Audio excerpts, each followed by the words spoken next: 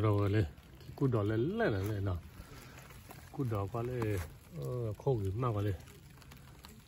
sồi gió rồi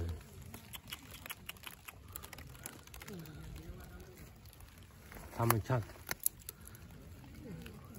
ผ่าดีกว่าเนาะ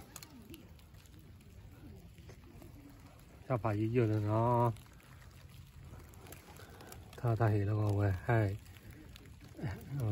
กำลังใจด้วยเพื่อนทุกคนนะเนาะโอ้นี่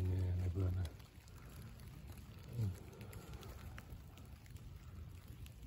ชาผ่าธรรมชาตินี่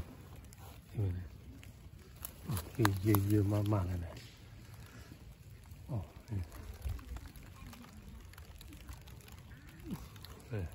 ช่วยกันนะคล้ายๆเนาะ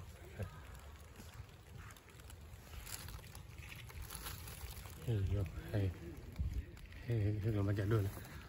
ทุกคนนะโอเคโชคดีนะ